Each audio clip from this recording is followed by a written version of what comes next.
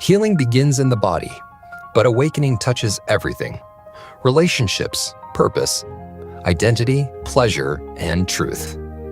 Join Bill Reel and Teresa Hobbs as they explore the real work of becoming a healthier you. Welcome to Almost Awakened. Welcome to another episode of the Almost Awakened podcast. The Almost Awakened podcast is back. I'm your host, Bill Reel, and I'm joined by Teresa Hobbs. Teresa Hobbs, how are you doing? I'm good, thanks. It's nice to be here. Good, good. You and I have been talking for weeks about restarting up the Almost Awakened podcast, you joining me as a co-host for the opportunity for us to go into numerous topics. I'm really excited for people to get to know you and to get to have a chance to sort of learn some of the, maybe from the 20,000 foot view, some of the things that you have been trained in, are an expert in, and utilize that expertise in coaching others.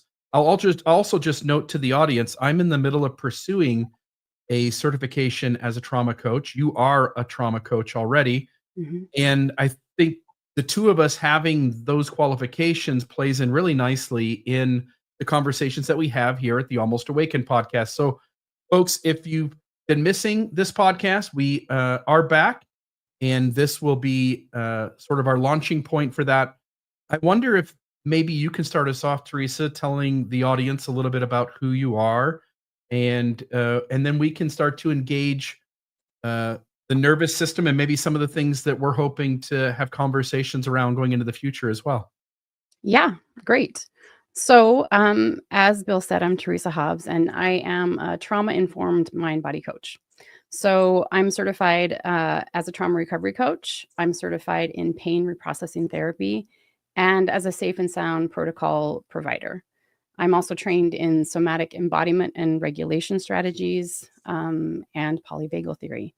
And as a coach, I specialize in a kind of interesting niche where I work with people who have chronic illness, specifically illnesses like chronic fatigue syndrome, fibromyalgia, chronic pain syndromes, long COVID, and anything that has sort of a mind-body element or a what is considered a neuroplastic condition, which is a condition that is connected with stress, the nervous system, and trauma. So just to give you a little background on how I sort of fell into this niche and why I even became a trauma recovery coach. My original journey sort of started with, I had my own experience with chronic illness and a lot of unexplained symptoms. And all of this was sort of layered with my own childhood trauma, which also touches into religious trauma and a lifetime of chronic stress and continually overriding my body just to sort of survive and get through the day. And eventually, my body just kind of gave out, and I started having a lot of really, really difficult symptoms that I couldn't find an explanation for, and so I went around for years and years and years trying to address it through functional medicine and doctors and all kinds of different modalities, and nothing really, really helped until I decided to pursue ideas connected to the mind-body connection and trauma work and the nervous system.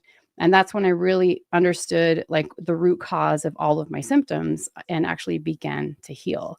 And through this process, I decided to, I remember for a long time while I was sick and I was healing, I kept thinking like, I really want to find my own healing. And then I want to be able to sort of pay it forward and help other people, kind of walk my own journey and then, go back and teach people how to get to where I got. And so I was always thinking that at some point I would maybe be like a coach. But I thought maybe I would do like, nutritional coaching or something that had to do with more medical stuff. And after I, kind of went through my own process, I realized how much I wanted to kind of focus on the trauma aspect, because that was such an integral part of my own process. And so I found a certification that addressed trauma And then from there, I built on other modalities that kind of address that mind-body connection. Love that. I just this past Wednesday on Mormonism Live, we interviewed a gay man who had gone through conversion therapy, and he brought up psychosomatic health issues, and he asked if we knew what that was, and RFM gave an answer that was close, but it wasn't quite it. And then Sam and I sort of had a conversation with the audience about how folks out there have experienced certain things that have led to their brain sending signals to their body that has them feeling certain symptoms. And those symptoms can be physical symptoms. Those symptoms can be more mind symptoms, which you mentioned, like mind body together. And, I know among our audience that the folks that listen to this podcast, a lot of them have come out of high demand religion, namely Mormonism, but they've come out of high demand religion, and they've experienced really hard things. They've experienced real trauma, as I think most humans have anyway. Maybe, to some extent, but real serious traumas. I think most of this audience in some way have experienced that. And trauma shows up in ourselves, presenting in various ways. And I think it's just a really cool thing that what you're trained in is the ability to help people who can't find connections elsewhere. They're feeling something, they're experiencing something that's real. They go to doctors, they go to professional folks in the medical community, and nobody can pinpoint what it is. And so for all those folks who have tried things and aren't having any luck, there's this other avenue, which is deeply helpful to a significant portion of these folks, which is to address this as a mind-body issue. Number one, I think it's a really misunderstood situation. And all people, just to be clear here, all people have mind-body conditions. Every single human I know has had it in one way or another.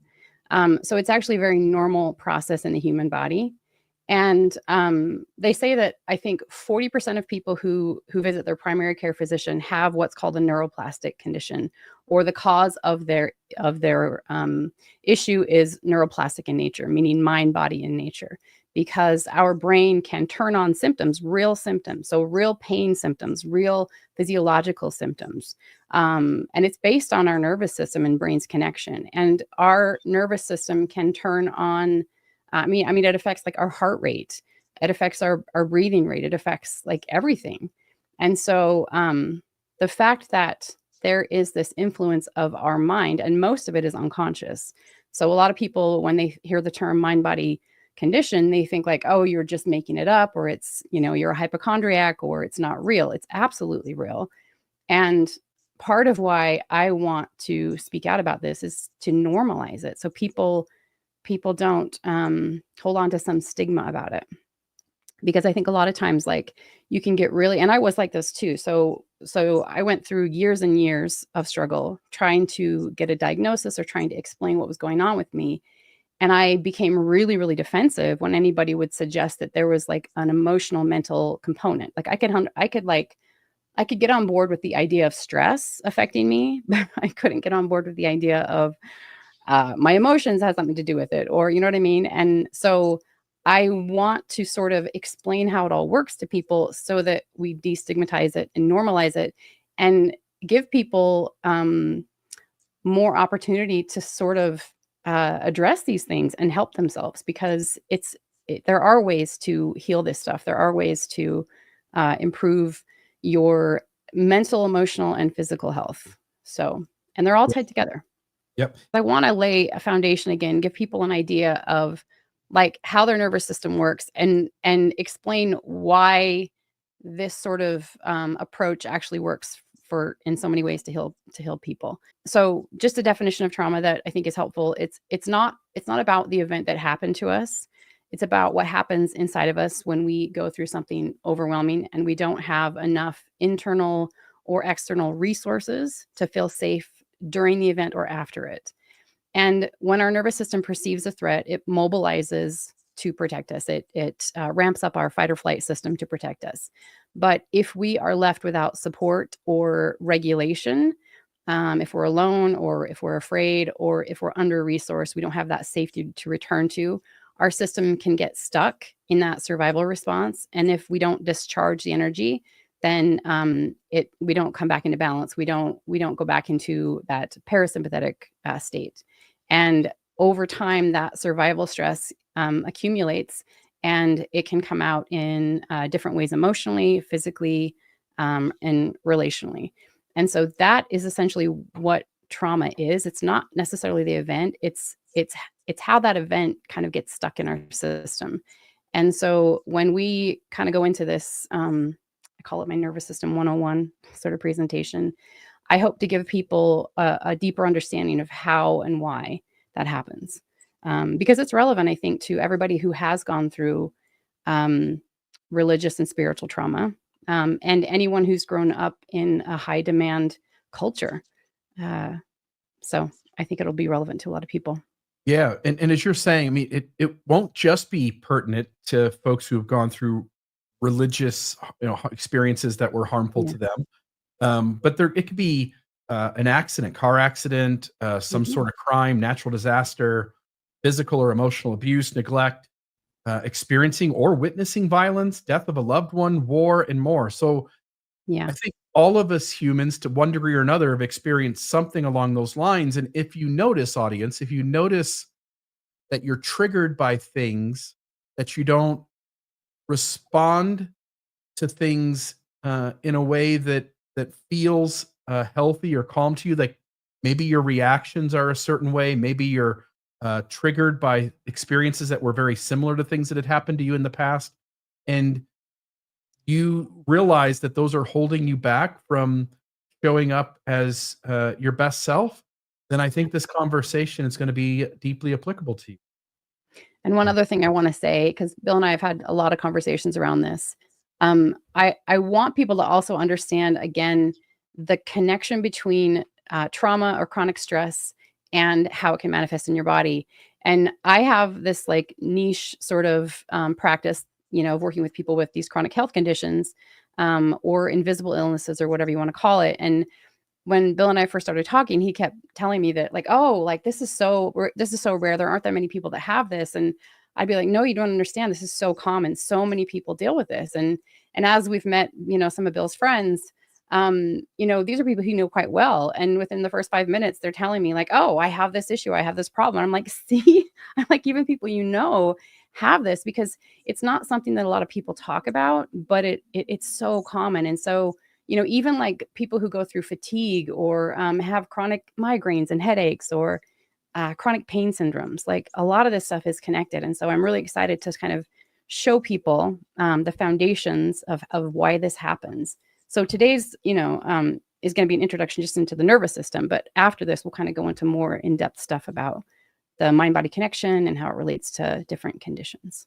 And as you point out, this will lay the groundwork for conversations that maybe on the surface don't even seem like they're related. But as you and I talk about other things, one thing that comes to mind really quick is relationships and navigating Mm. various facets of relationships. For instance, negotiating disagreement, or handling conflict.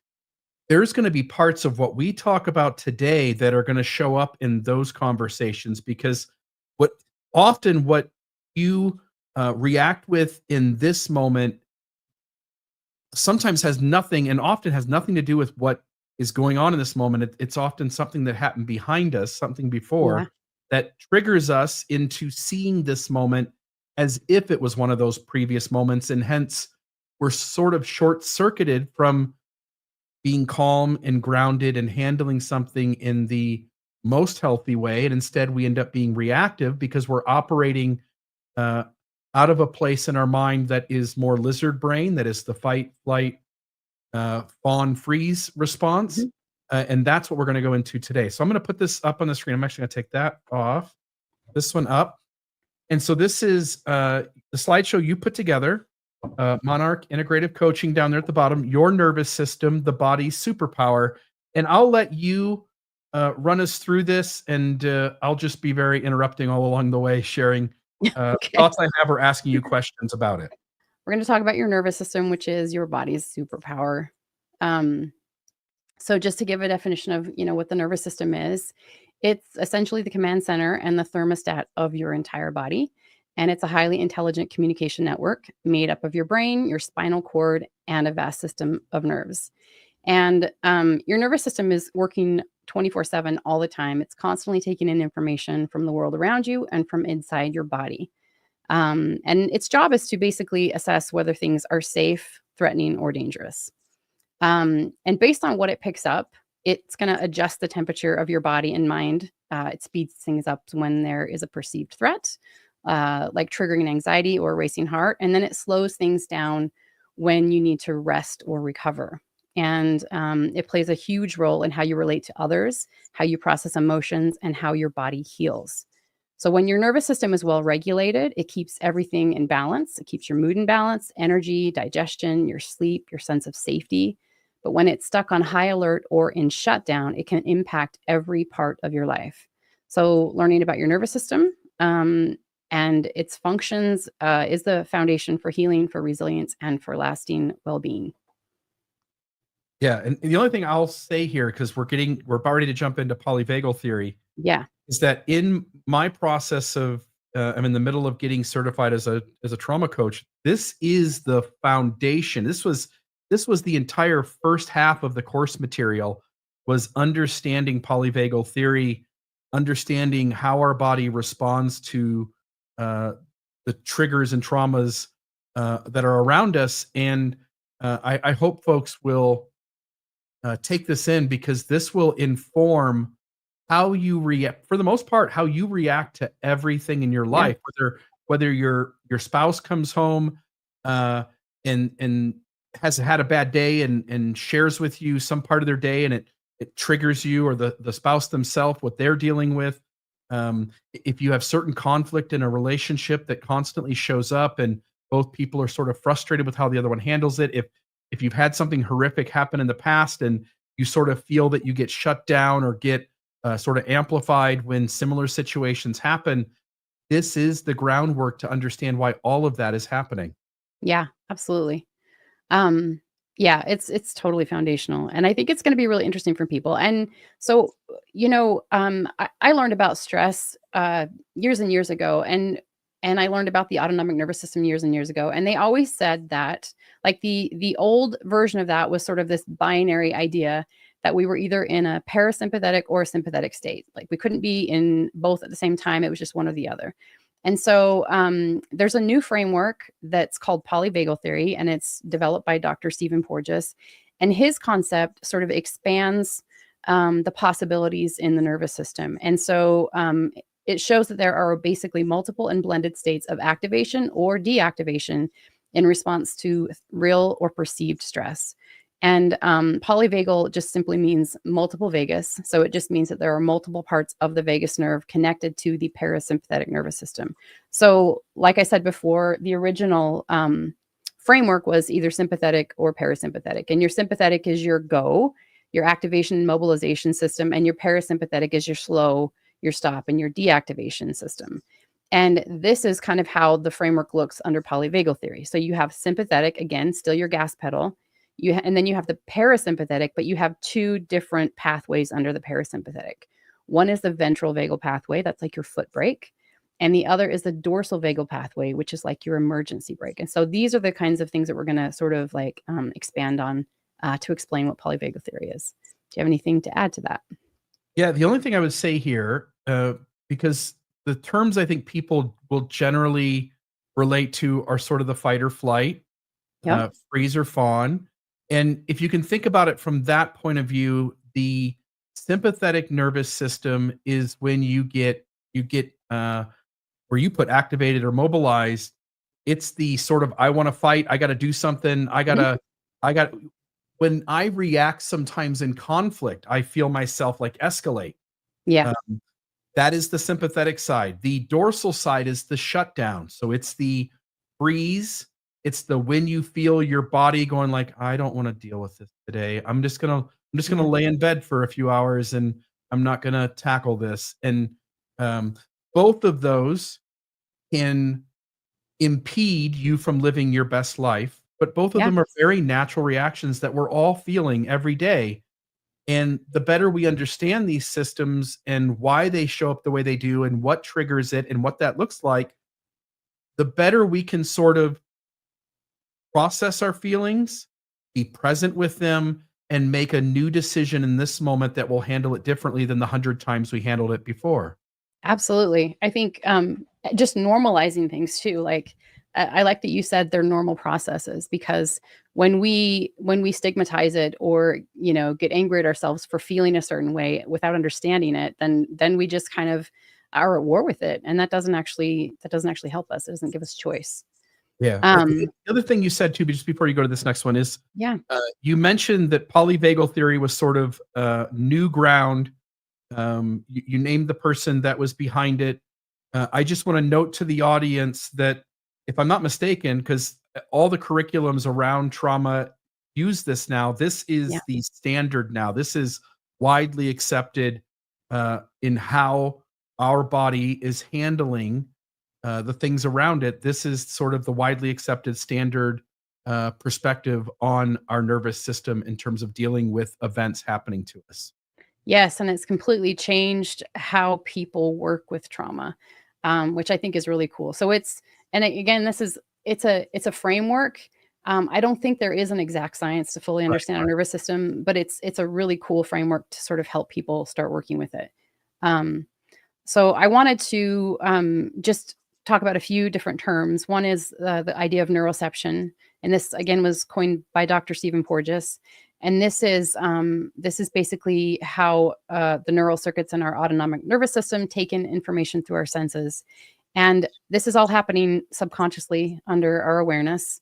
And our system is always scanning to decide whether a person or a situation is safe, threatening, or dangerous. And it's also scanning not just people and the environment, but also internally inside of our body. So it neurocepts inside the body, outside the environment, and from one nervous system to another. And so this is a process that's continually going on. So you may hear me refer to the concept of neuroception, and that's what that means. And then there's another important aspect of polyvagal theory, and that's co-regulation. And so this is the way our nervous systems will help each other to feel safe and calm, because we're wired for connection. And co-regulation is how our bodies and brains naturally sync with others to find safety, comfort, and emotional balance. And the reason why this is so huge for us is because in the evolutionary past, social connection was essential for survival, right? Like without the safety of our tribe, we were an easy meal for predators, and so it's seen as a biological imperative for mental health, and it's just as important as food and water are for physical health. So when we start talking about this ventral vagal pathway, that's the part of the nervous system that allows us to come into co-regulation, to feel this sense of safety. So whenever we talk about the ventral vagal pathway, we'll be sort of referring to this capacity for social engagement and co-regulation. Yeah, and the only thing I'll add here is, and you've hit on it, if we go back 10,000 years, we would have been in some sort of small tribe Mhm. of humanoids of one version or another. And some of us would have, gathered, some would have hunted, some would have looked after the children, but we would have worked together as a tribe. And whatever scary moments happened, whether it was on the hunt and and instead of encountering the animal you're gonna take for dinner that night, instead you're pursued by an animal. And if you get away alive, your heart's racing, you're in sort of fight or flight, Mhm. you're dealing with that situation. As you point out, we humans are made for connection. We're made to work together and to survive together. And evolution has given us processes by which, and we all can sense it right now, that we all need some human connection. When they take human Yeah. beings and uh, put them in solitary confinement, or when people are left alone for long periods of time, they literally lose their mind, because Yeah. it's not how humans have developed the ability to feel safe and Mhm. to be okay in the world. So we all need connection. So some of these processes really depend on being around other humans, and one or the other of those humans being able to show up in relatively healthy ways, so that Yeah. the person who's activated can begin to lean into this co-regulation. And so I just want to note that we as a community of people, we're important to each other. Yeah. And the ability of conversations that we've had on the past in this podcast or are going to have today and into the future, think of that also as part of it. The ability for all of us to get together and sort of lean into like, hey, there are better ways to be human. There's better ways to sort of work with ourselves to improve and to grow. And often when people feel that sense of community and positive enlightening information, it deeply benefits sort of our ability to ground ourselves, to Yeah. get out of fight or flight, to get more into a space of where we're regulated. And so um, I just say that this has been going on since the beginning of time, and these processes are older than language. They're Yeah. older than the stories that we tell about these things. And I hope that folks again will sort of lean into recognizing how your body operates when things come along that activate you and get you out of your calm, present, aware state. Yeah. I just wanted to add one more thing, which is they've been talking a lot more recently about this epidemic of loneliness and how much of an impact it has on your health. And they say that, like being lonely is worse for your health than smoking cigarettes at this point. And what loneliness is, like a lot of people think like, oh, loneliness is isolation, living by yourself, not having contact. And that's true. That's part of loneliness. But what loneliness really is not having safety with others. And you can be living with other people and not have actual co-regulation, not have connection and safety. So it's not just about being with other people. It's about being with other people in safety. So that, again, that's what we're going to sort of talk about in these next slides about, what that looks like. Okay. So this is the polyvagal ladder. And this was adapted from Deb Dana. Deb Dana has worked really closely with Stephen Porges. She has been the person who sort of brought this to the clinicians. So Stephen Porges has done like all the deep scientific PhD kind of level work. And then Deb Dana has sort of like made this accessible to therapists and people in that field. So she created this polyvagal ladder based on the polyvagal theory. And so this is kind of how it looks. So ventral vagal, like we talked out before, this is part of the parasympathetic response. And this is our social engagement state. And so this is where we feel safe and we're able to sort of connect with other people. And it looks like, being open, having a relaxed posture, having soft eyes and a natural smile. I don't know if anyone's familiar with cat people will get this, but like if you give your cat like soft eyes, the cat will kind of wink back at you with soft eyes because they're connecting to this safety that you're sort of transmitting through your eyes. So and in this ventral vagal state, you're going to feel calm, you're going to feel connected, you'll have steady breath, you'll feel light and grounded. And then, through your voice, you'll have that warmth, a soothing voice. You come to easy laughter and you have smooth conversation. So this is kind of how you can tell when you're in this state. And then as we move down the ladder, let's say that we are starting to perceive that something feels threatening. That could be in like relationally, like we could pick up that somebody maybe feels angry with us or that somebody looks like they're, threatening on some level.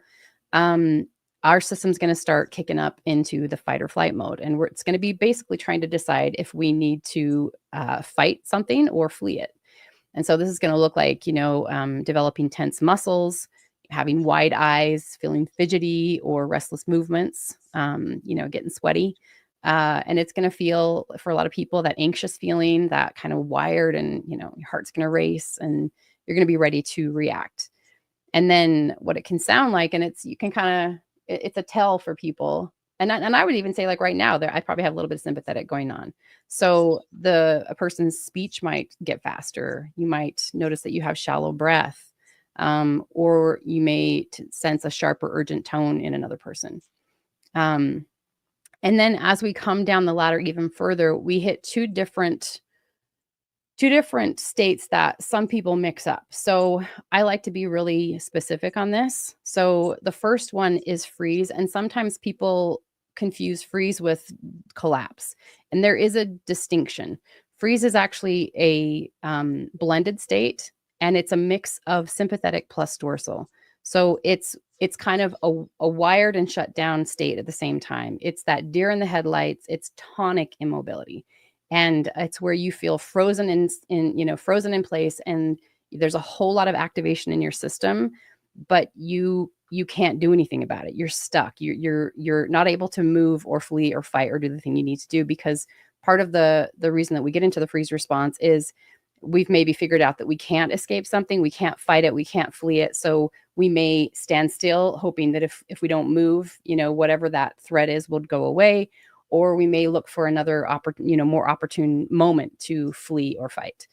And so this is going to look like, still frozen posture, feeling stuck or overwhelmed and disconnected, but on edge. And a lot of humans live in what they call functional freeze, where you're wired and tired. You feel like you really have to do something, but you just don't have the energy to do it. It's this sort of like internal frustrated struggle of like, I've got to get stuff done, but I just can't. And then when we come down the ladder even more, we get into what's called high tone dorsal collapse. And this is collapsed immobility. This is the path of no return. This is basically when there is no way that we can flee or escape a situation or fight, a threat. And so our system will go into a collapse as a final state of protection.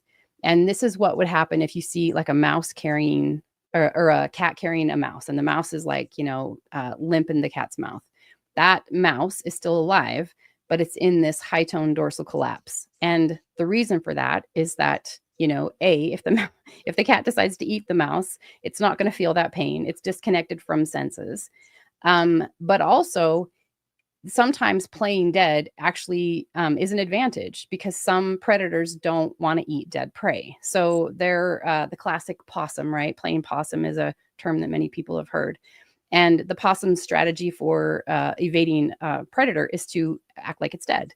And for a lot of predators, they'll think like, oh, I don't want to eat dead prey, so it will drop it. And as soon as the predator walks away, the possum will, wake up and walk off. So we do that too. We have that same sort of wiring, and it's there for protection, but it's sort of like the point of no return. But for some people who have what you call a lot of dorsal energy, this is going to feel kind of like the state of depression, right? Where you just feel heavy, you can't function, you can't move through life, you can't motivate yourself. You just feel like you're just stuck and heavy all the time. Do you have anything to add to that? Yeah, I'm thinking of the word like disassociation. Yeah.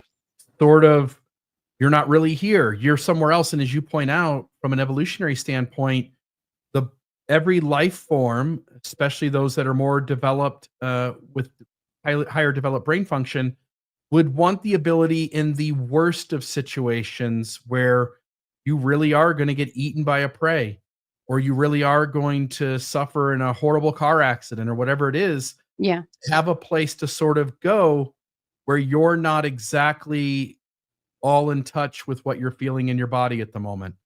Absolutely. So it's sort of a form of disassociation. And as you point out, it may be just to sort of get away from the pain of actually dying or suffering, but it can also be a protective mechanism which allows you sort of a moment where you're not a threat to anything. And then once there's an opening, allows you, if you were an animal or a human 10,000 years ago, to then get away. And so when you watch like Animal Planet, or you see an animal documentary where they show various animals hunting each other, it's strange. But the moment the predator animal takes the prey animal to the ground, you almost always see that animal get very still, doesn't make a lot of noise as it's being bitten. Yeah. And then if the predator animal stops paying attention for just a moment, then that deer or elk or whatever it is will then try to get away from the predator. And so it really is a protective mechanism. And I guess what I want to say here is that for folks to notice that, again, none of these are bad. They all serve a purpose, especially when we go back in time and look at how we humans had to navigate the world. Yeah. And we live in a modern world today that often presents things that look like threats that aren't, things that don't look like threats that are, and our brains are still functioning based on what they were developed to do from thousands of years ago, and we're still sort of catching up with a fast evolving world. And so sort of, we'll get into this later, but retraining our brain to sense when threats are real and when they're not is one of the keys to getting out of some of these states that aren't helpful in the situations that we're in. Yeah, exactly. And I love one of the things you said. You said that that the dorsal state protects us from feeling pain, but in this modern day, we don't have we don't experience the same types of threats, like you said. But one of the things that we have sort of learned to perceive as dangerous are emotions. So high tone dorsal can actually be a state that protects us from feeling our own emotions. That's part of what depression can actually be for some people. Love it. This is just like a little chart that I often give clients. And it's just a way, again, to help you get a sense of how to read your own nervous system. So it's broken out by feelings and emotions, sensations, and then thoughts and narratives based on the different states. And so if you are trying to figure out like, where am I, or, where am I in my nervous system, you can kind of utilize this chart and get a sense of where you're at. And Deb Dana coined this term called story follows state. And it's a really cool way to figure out where you are in your nervous system, because she says that basically whatever nervous system state you're in, you are going to generate thoughts based on that state. So your thoughts are going to have the flavor of that nervous system state. And so you can just simply watch your thoughts and think, like, what am I thinking? And what is the general narrative? So if you're having thoughts of like, oh, I have all the time in the world. Does that sound familiar, Bill? I see what's right in the world. I see possibilities. Connecting to myself and others feels good. Like I trust my path. Like you're going to be in ventral. But if you start, coming into it with like thoughts that have like an urgent flavor, like I need to fix this. I don't feel safe. I can't trust them. This has to happen and change now, like all this urgency, then you're going to know you've got this sympathetic going on. And then, obviously dorsal is the sort of like classic Eeyore, like I can't feel anything. I don't care. Everything's just too much. And it's going to have that flavor of shutdown. And then freeze again is this combination state. So you're going to have these thoughts and these feelings and these, impulses of like, I must, but I can't. And, I should move, but I can't. I need to get this done, but I feel no motivation. You're going to feel this sense of feeling trapped and stuck. And so these are some of the easiest, most accessible ways to sort of figure out where you are. And then the thing I would say here is that I grew up, I remember being an older kid, a younger adult, and I sort of was given this lens to see the world. And one of the ways I was given to see the world was to go like, oh, like all humans are the same and we should all respond the same way. We should all react the same way. And like everything else having to do with humanity, it's not a black and white world. It's complex, it's nuanced, it's along a spectrum. And so I would find myself in younger times of adulthood judging people who had more capacity, like, I can't believe how they do this. Or people who had less capacity, like, just pull yourself up by the bootstraps and let's give a go at it. You can do this. There's nothing stopping you. And Yeah. the reality is that every human being is different from the one next to us. And we ought to have a lot of compassion and space, both for ourselves when we see others who have more capacity generally or more capacity in certain situations. And we should have more compassion for others when we see folks who have less capacity in a particular situation or maybe less capacity generally.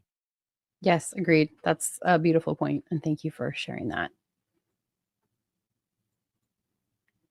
What you can do to sort of get a sense of your own nervous system is to start taking a reading of it. Just sit down and ask yourself, what emotions am I feeling? What sensations do I notice in my body? What are my thoughts or narratives? And then kind of get a sense of like, what state am I in? And just practice this. because the better you get at sort of just immediately figuring it out, then you can actually start working with it. So I want to talk about, like, how the nervous system gets stuck, because really what happens in the aftermath of trauma or chronic stress, or just living in this sort of high-paced culture that we live in, is that our nervous systems can get stuck in certain states for prolonged periods of time, which is really not conducive to health or balance or feeling good in the world. And so I want to talk about, how that happens. And so your nervous system, it's designed to handle stress in short bursts where it will detect danger, it's going to respond, and then it's going to calm down. But if stress keeps piling on and there's no break, your nervous system is going to stay on high alert, and it's going to get really, really good at spotting danger, even when there's no real threat. So it becomes that the nervous system and brain can become hypervigilant and hypersensitized to, looking out in the world, and they're going to preference like anything that looks dangerous, and they're not going to be able to sort of cue into the clues that everything's actually okay. And so over time, you have this pattern in your brain, and because it's a well-worn path, if you've ever heard of the concept of neural pathways, that's where we sort of build these grooves in our nervous system and our brain that become easy to go to. So it just becomes the natural ingrained response. So your body's going to get used to stress.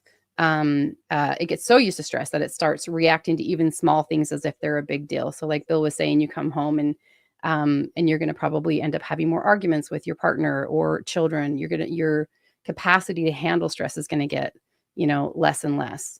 And the more stress you experience, whether it's from, things like school pressure or family issues or physical pain or past trauma, the harder it is for your body to reset and relax. Remember that your ventral system is sort of the normal, calm, collected state. And so two things can happen, and I think you hit on both of them. One is that you could get triggered faster than a situation actually becomes something. So an example would be somebody that you have conflict with on a regular basis says a thing. It reminds you of the thing that generally leads into where the conversation goes off track and an argument ensues, and you sort of start to feel yourself get out of your ventral, your kind of standard grounded system, and you go, here we go again, before it even gets there, before that's even occurred. So you're already seeing the future argument that may or may not happen because you're being triggered by some common word or body language or something that indicates to your system, because your system's done this 100 times before, it indicates that you're about to do it again. And some of those would never have been arguments, but you're perceiving an argument coming, and you being out of your grounded state is going to trigger the actual argument coming to fruition when it didn't have to. The other side of the coin is that, as you pointed out as well, you're going to stay in one of these states way longer than you need to. Yeah. You might feel like you're stuck for days on end, whereas if you had the tools, you might be able to get yourself out of dorsal or out of freeze much quicker and be able to move on. I've got friends who have learned to use certain tools, things that have to do with sort of getting back into the ventral system. And they will remark that the things that used to plague them for days, that would keep them from being fully functioning for days, now they can sort of move past within a few hours. And we've talked about it before on this podcast. It's a lot of secular Buddhism, I think, plays into this, being present, being aware, taking deep breaths, noticing your ego, noticing the parts of your mind that do worry about things, and sort of being the grounded self that is looking at those pieces of you. We talked about internal family systems before on this podcast, sort of recognizing that certain parts of you will be carrying certain traumas and triggers, and they'll fall into old tracks of thinking, and the grounded self has the ability, when you're aware, to step out of that and to work with those parts to get yourself back into a grounded state. And So this comes into play. I really do think this comes into play for every human every day. Yeah. 100%. And all those things that you talked about are essentially ways to redirect the nervous system to recognize states of safety.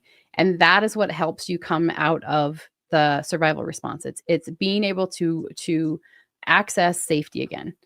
I say one more thing, Yeah. which is, again, these are normal ways of your body and mind responding. There are real threats in the world. There are real legitimate moments in which you should not only feel safe going into fight or flight or freeze, but you actually need to be able to do that to Yeah. protect yourself. And so none of these should ever be looked at as bad or wrong. It's simply recognizing that our systems sometimes underestimate or overestimate what the degree of a threat is in front of us. And the more tools we can gather in that can help us in a grounded way go, let me just take a deep breath. Is this really an issue? Okay, it's not. So let me help my system to calm down and to get back into a ventral or kind of a standard grounded mindset and body set. And it's that sort of awareness that gets you there. But Yeah. sometimes you need fight, sometimes you need flight, Yep. sometimes you need freeze. And so those are sometimes the best thing our mind and body can do. Absolutely. Yeah, and coming to sort of like appreciate and respect your nervous system in the way that it does protect you. And also coming to learn when it's appropriately, engaging and when it's sort of missing the cue or it's sort of making a mistake or reacting to things that aren't necessarily truly dangerous. And so that's part of what all this work is too. Um, as I said in the previous slide, like, the nervous system, it's not built to be in stress mode all the time. And so again, after you've had stress, the body has all this energy and then it releases it. So again, that release comes through accessing like, oh, okay, now I'm actually safe. So the threat has been resolved. I'm safe now. And then that energy can sort of like, oops, sorry, uh, come down and discharge. So if stress continues to build without and we don't recognize or have that sense of safety, it's gonna get stuck. And so as that stress continues to build up, your nervous system capacity gets smaller and smaller and smaller. It can't handle stress anymore. And so then even small things like running late or tough conversation or a loud noise can feel so overwhelming. And your body starts to react strongly and it makes you feel anxious, exhausted, or shut down. So if you think of your nervous system like a circuit breaker in a house, as long as, in a circuit breaker, as long as the electricity stays within the system's limits, everything runs fine. But if too much power is drawn at once, the breaker's going to flip and then you're going to have that power overload. And so the nervous system is exactly the same way. If the amount of stress is greater than your body's ability to handle it, your system's going to shut down and it's going to leave you in that state of freeze or shut down or in chronic high activation. Yeah, and Yeah. with various practices, you can both increase your capacity so you could Mhm. handle more of a stressor without being overloaded, and Yeah. you can also teach your body that when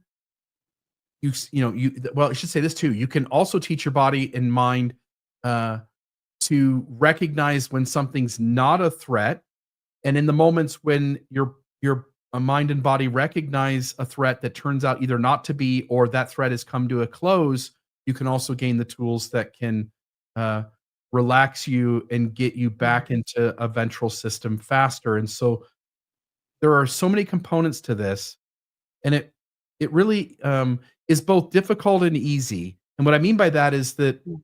this isn't one of these things where, like, in 6 months you're like, oh, that doesn't bother me anymore.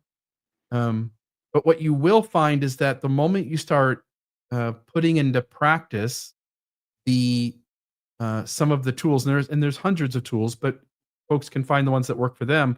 Um, as you learn various tools, it will help you to sort of sit still with yourself for a second and start to indicate to your mind, indicate to your body to that it's safe and that you can move back into mindsets and body sets that are places of safety. Yeah. Kind of what we were touching on before, like today we experience a lot more psychological stress than we do physical stress. So we don't have a whole lot of lions chasing us now. But what we do now is we practice a lot more worry, and we get lost in reliving all the bad things that have happened to us. But we also get stuck trying to predict all the bad things that could happen to us. So our brains and nervous system will respond to perceived threats just as they do to actual threats. And each time we practice worrying about what could happen in the future or what has happened in the past, we're conditioning the brain and nervous system to be on high alert. Um, and, also we're in this culture that sort of encourages us to practice this way. Just turning on the news. I always call it noise whenever I, go on to social media or YouTube. And I love YouTube. I think it's an incredible tool, but also it's just noise. It's just everybody sort of talking and adding to the fear story. So the constant generation of this fear and worry are highly motivating, which is why marketers use it. But it keeps our brains in high gear. And so we're literally practicing fear and stress without even trying. So this is the part that's the most interesting. This is where we're going to sort of talk about how to get unstuck. So as Bill was saying, we have the power to train our nervous system to deactivate from stress and to return to that state of balance. And there are lots of different supportive tools that we can use to signal to the body that it's safe, and we can allow that stress activation to release instead of staying stuck. So just like we practice stress, we can also practice safety and regulation. Many people remain in heightened state because we've forgotten the natural ways to shake off stress. And this is where I love animals, because they can teach us so many things. Like if you have a dog or a cat or any kind of animal and you watch them, they will naturally release their stress. They shake, they do all kinds of weird, goofy movements that we just think are like cute little doggy movements or whatever. But they're doing this sort of natural, instinctive stress resolution. You know what I mean? And we live in a culture where we are told to like be still all the time. And, it's rude to yawn, or it's rude to like move our bodies in certain ways. But if we would actually allow ourselves to have connection to some of these like instinctual impulses, we would actually find, that we're healthier. I think we would naturally discharge a lot of the stress that comes to us all the time. So some of the regulation tools that I'm going to share with you are going to be maybe a little funny or a little silly to some people, but if you can sort of normalize it. And I do feel like this is happening more in society, that people are kind of starting to relax a little bit, not having to sort of be so uptight and proper all the time. So, maybe we'll in the next 10 years, our social systems will look a little different. But yeah, we can do all kinds of things by moving our bodies, by expressing emotions. And we can learn how to work with our nervous system instead of against it. And when we learn how to release the stress in our system instead of letting it build up, it's less likely to overwhelm us. And over time, this makes us feel stronger, calmer, more resilient in every way. Yeah, you mentioned dog. Here in this household, there's a dog, Teddy, and when I take him out, we put a harness on him, take him outside. He does his business. And then generally the moment we start to head back upstairs, and once we get through the door and I take the harness off of him, there's something about that harness on and him pulling against it that it gives him a little bit of stress. Yeah. And so the moment he gets close to the door to walk in, he gets the harness taken off. He does this dog shake that I think anybody who's had a dog has seen, where it sort of starts at the head or starts at the tail and works all the way to the other end. Yeah. And you can and once you've seen it, the first time you see it, you're like, oh, I don't know what that was. But by the fourth or fifth time you've seen it, oh, he does that the moment he notices that he can return back to his normal way of doing things. And this thing that he doesn't want on has been removed. And it's his way of sort of resetting himself so that he can start over and not carry the stress of feeling restrained in a harness with him. Yeah. Yeah. Because he hasn't been conditioned out of that. Yeah. He's like, yeah, this is totally fine. So So the goal in sort of doing this work is to help to build what we call ventral capacity, and that's the ability to return to a calm and connected state even when life is stressful. So the first step is recognizing and accepting where you are right now. Again, that's that place of like, we don't make anything wrong. Like no matter what state you're in, whether you're stressed or you're in freeze or in your complete shutdown, it's not wrong. It's your nervous system trying to protect you the best way it knows how. And so if we can have like a deep appreciation and some compassion and understanding for our nervous system, that's where you got to start. And then also just understanding that sometimes, again, because we live in such a fast-paced world, our nervous system can misread a situation. So it may see danger where there isn't any, possibly because it's stuck in old patterns or it's stuck in worry. And there are other reasons why this happens, and we're going to do another episode on that. But when we notice that it's happening, it's just our job to remind our brain, to remind our nervous system that we're actually safe right now. So if we can, that's where that sort of like slowing down, taking a moment, even if you're just taking a moment to take a deep breath, or you can really sit there for a second and be like, wait a minute, is this actually dangerous? Like, is this thing that I'm worried about actually like happening right now? And redirecting yourself back into this moment. It seems such a simple thing, but I promise you it's incredibly powerful. So there are lots of different regulation tools like mindfulness, breath work, movement, reframing or grounding. And this is what helps us come back to that ventral, calm and connected state. And the more we practice in small moments, this isn't something that you need to do hours a day, just small moments where you interrupt your patterns. The more we do that, the easier it becomes for the nervous system to let go of the stress and to start deactivating that stored survival energy. So if we react rather than noticing, so if we're constantly caught up in that sort of reaction cycle, and we're reacting to things when we're anxious or shut down, we can get stuck in this loop, bouncing between survival states without fully resetting. So the goal is to learn to become the witness, to witness what's happening, and to sort of develop this ability to trust that what's happening is normal. And then learning how to sort of ground ourselves and anchor into more safety, which gives our nervous system that chance to truly heal. Yeah, I don't know that I have necessarily anything to add there, other than I would say there are really cool techniques. You named a bunch of them, sort of categories of them: meditation, breathing work, movement.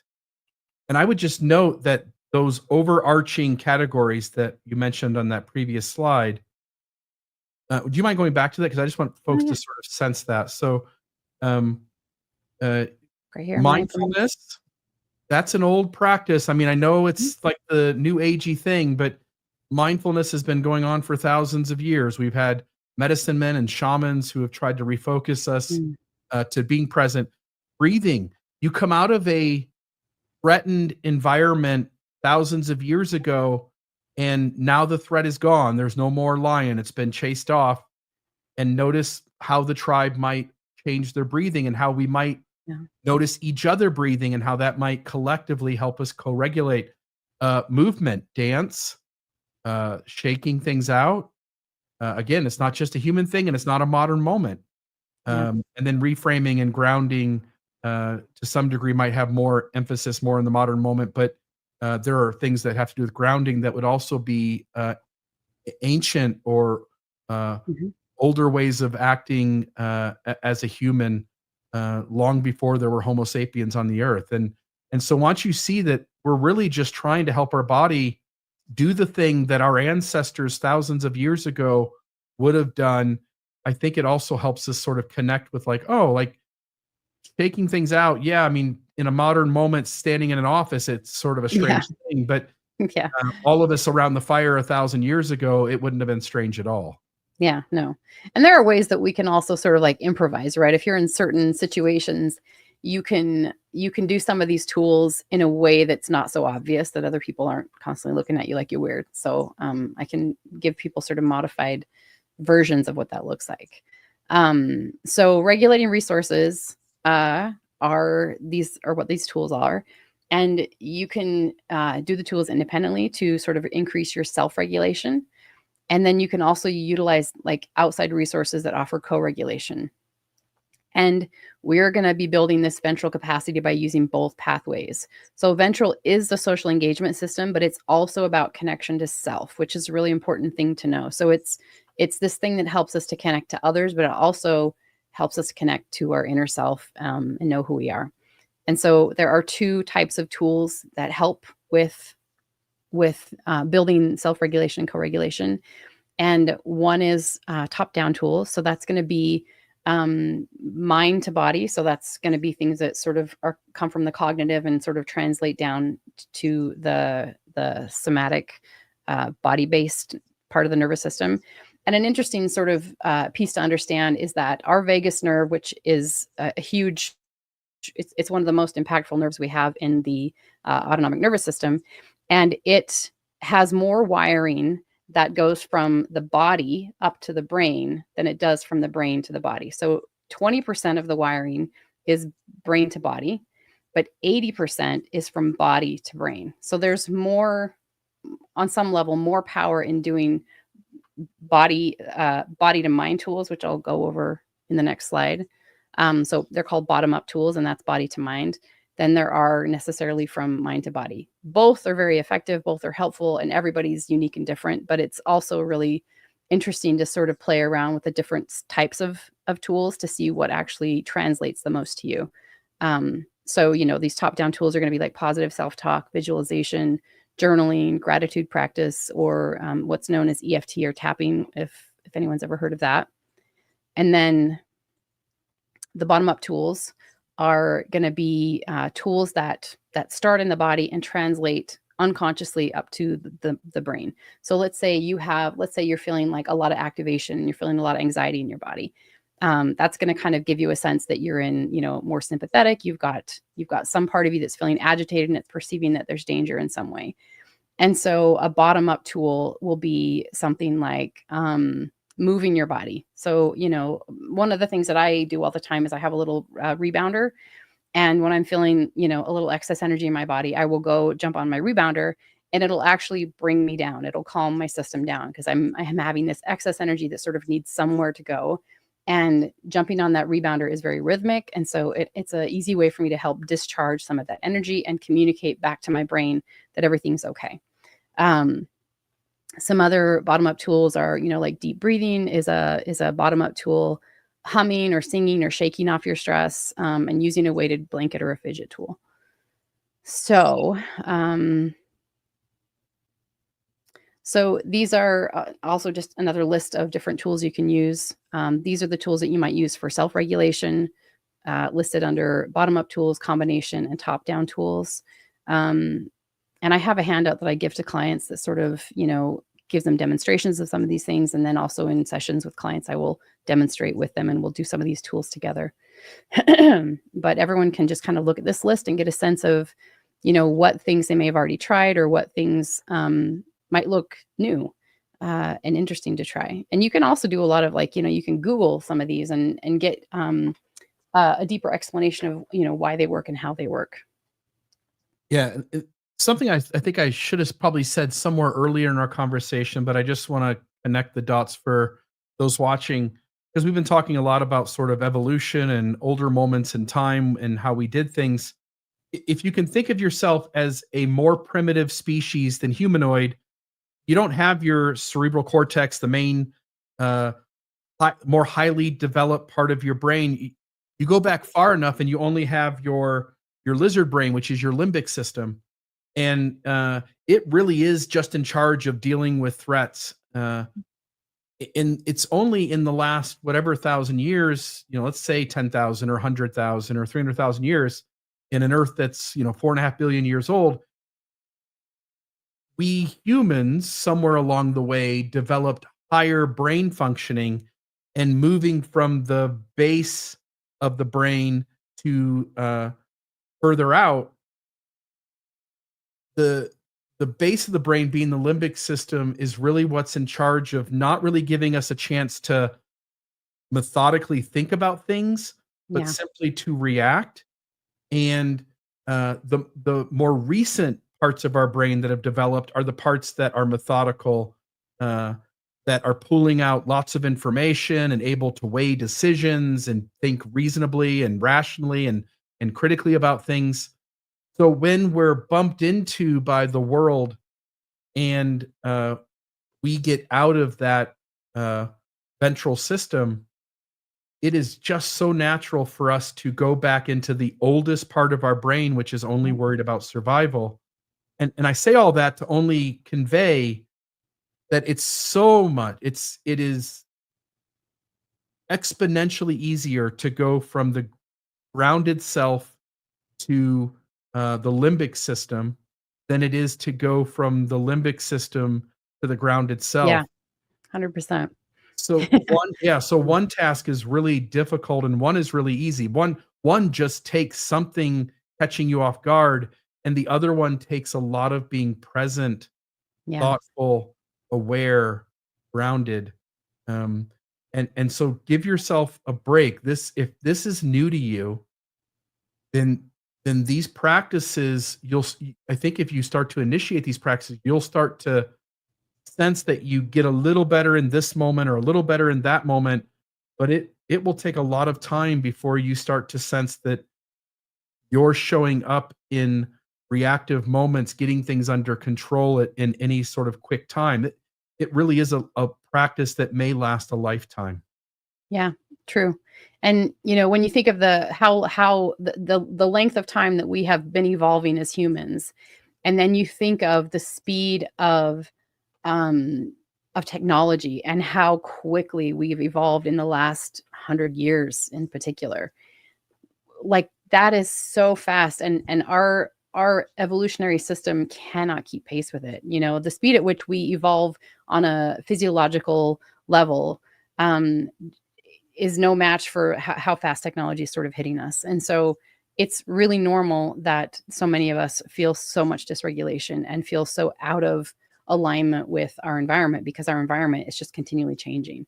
And so that we're constantly getting these sort of hits and overstimulation from all kinds of different things in the environment. And we're having to sort of reassess, oh my gosh, is this safe or dangerous? And again, this isn't all happening on a conscious level. A lot of it's happening unconsciously.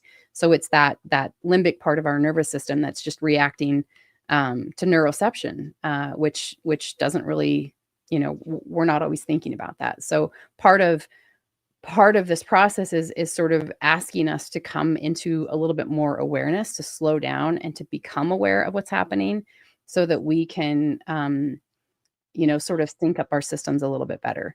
And what's really cool again about those bottom up tools is that they are going to be communicating to the nervous system unconsciously.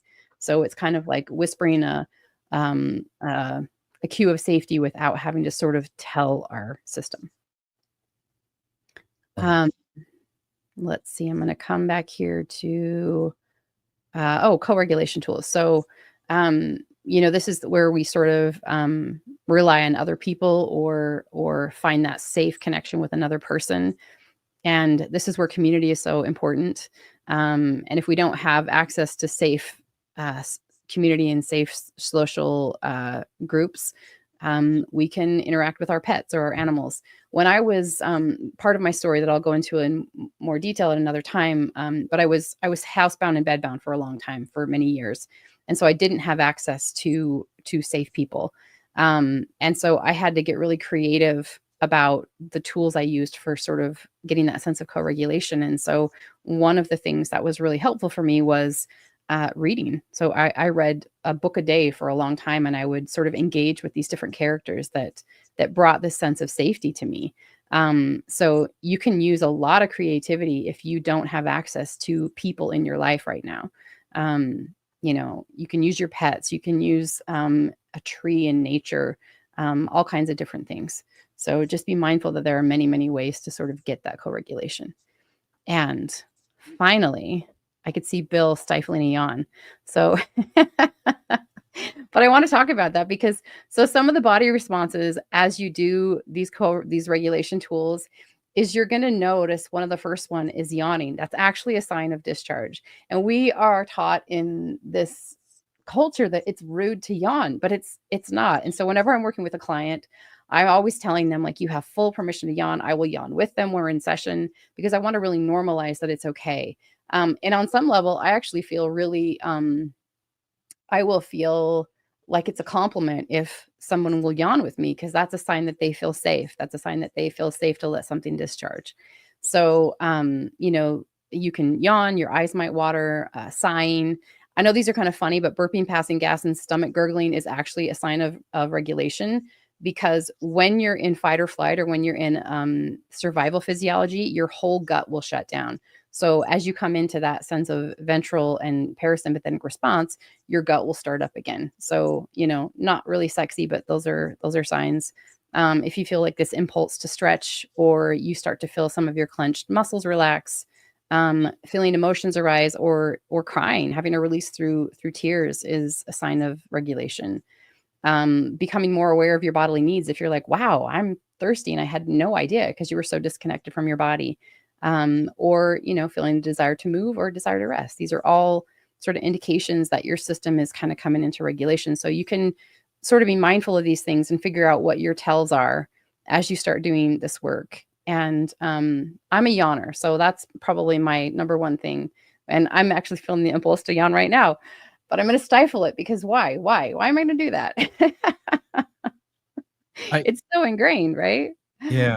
You're the first person who really made, like, yawning safe. Instead of, Mhm.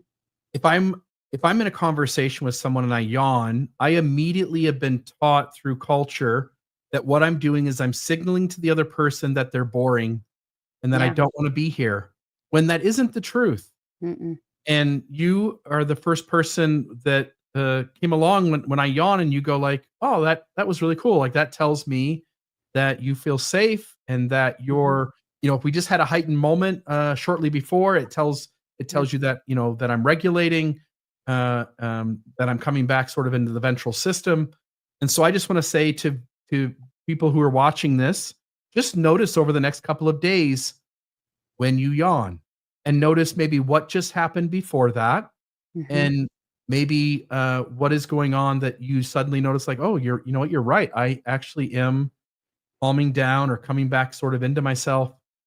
So pick up on that. And then I'll say this too. I mean, over time with this podcast, the goal has always been to give you, the viewer, resources and tools. By the way, folks who are watching this, if you'll please like and subscribe to the channel, hit the like button for this video, subscribe to the channel. We'd very much appreciate it. Um, my goal's always been give tools, give information, give people sort of these insights that they can now go off and take in new information, make new choices, and create a better life for themselves. We will, over time, give you a bunch of these tools, and you're encouraged if to do as much of this work as you want to on your own. But also, when you were talking in the previous screen about some of these things you kind of do on your own, and some of these things you can do with another, and if you don't have a person, you can utilize a pet to sort of uh, have some connective touch with, um, and be able to sort of regulate. It strikes me that when there were certain things that I could not have processed, overcame, dealt with, had the right insights that would have moved me through the thing without a coach or a therapist. And Yeah.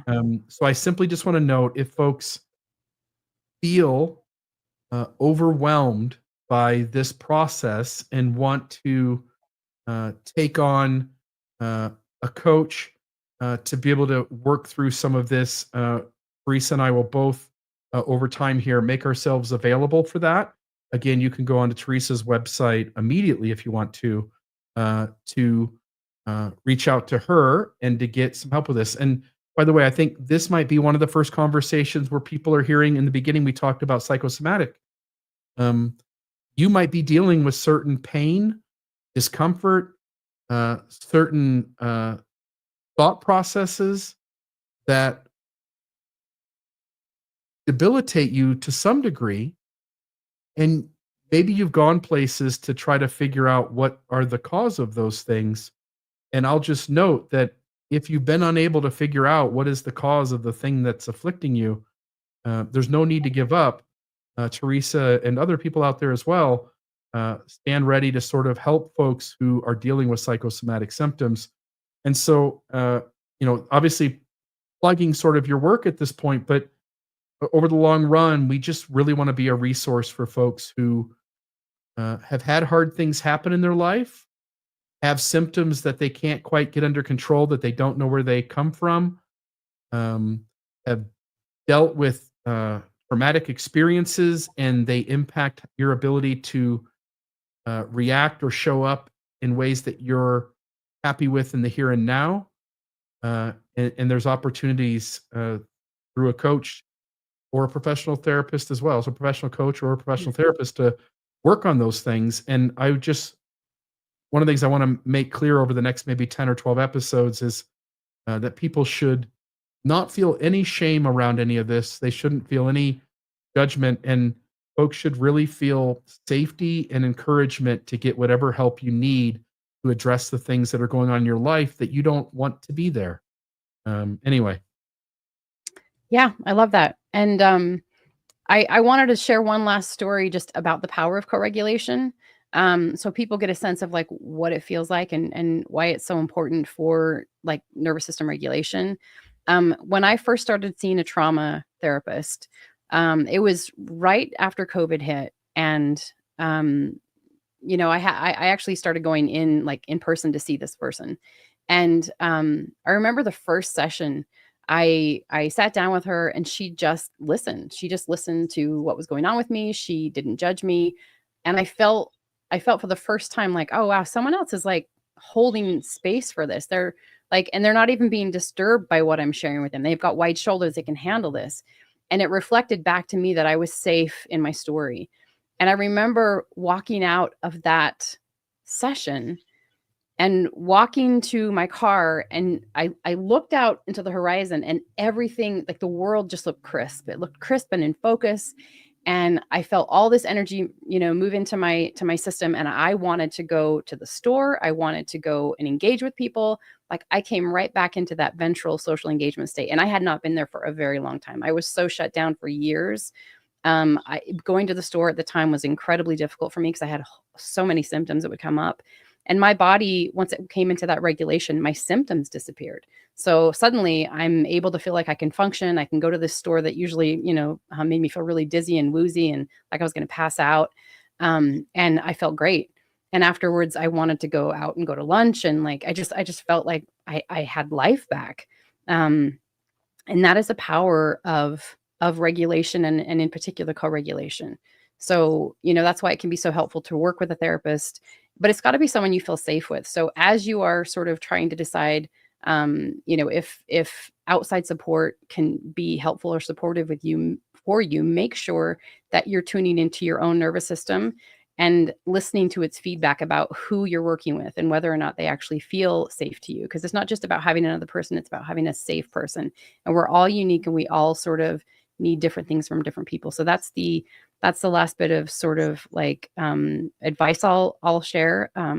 But it can be incredibly beneficial. And that was, that experience for me was what sort of really helped me understand like the importance of sort of seeking outside support.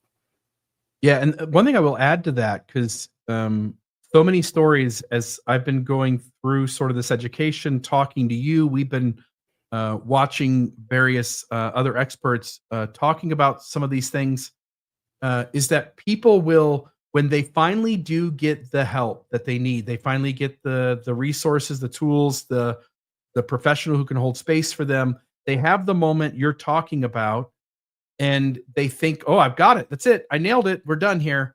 And then immediately it's sort of a roller coaster where you sort of come out of the thing you've been dealing with for a long time.